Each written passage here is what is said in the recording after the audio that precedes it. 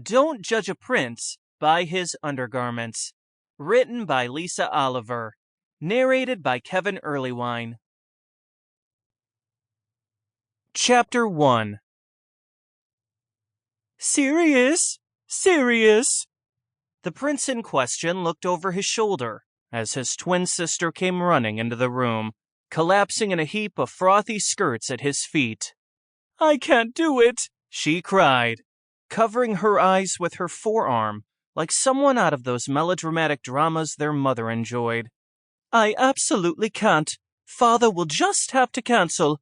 I'm simply not capable of being polite to so many people all at the same event, let alone make a decision about someone to marry." "And you are telling me this why?" Syrius reached over, cupping Cinnamon's chin so her arm fell to the side, and she met his eyes. "Wouldn't this display be far more effective if it was done in Father's study instead of mine? Our parents are not ogres. I'm sure he'd listen to you." Cinnamon's pale green eyes widened. "That's just the point. If I tell Father about this, he will cancel. 5 years of negotiations and preparations down the drain. The biggest event Rosenhip has ever seen, involving royalty and society families from 6 countries, and he would cancel in a heartbeat if I said so." Pushing back his chair, Syrius deliberately stepped away from the puffy lace and chiffon as he got up and went over to his small kitchenette. Okay, the kitchenette term was being a spot grandiose. The space was more of a bench with a heating slab than a space to cook anything. But Tim, his personal aide, made sure the coffee pot that lived on the heating pad was always full. "So, did you want me to tell our father that you don't want to be married then?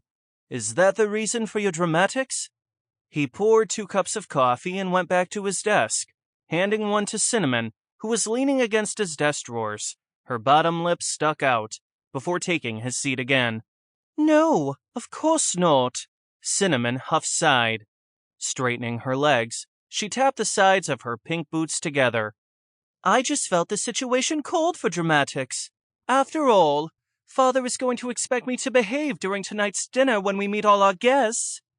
"Ah, so you thought if you could get your stampy, pouty tantrums done in advance, the high-ranking families from 6 countries will believe you're a woman of decorum and gentility." Syrius caught his sister's eye, and they both laughed.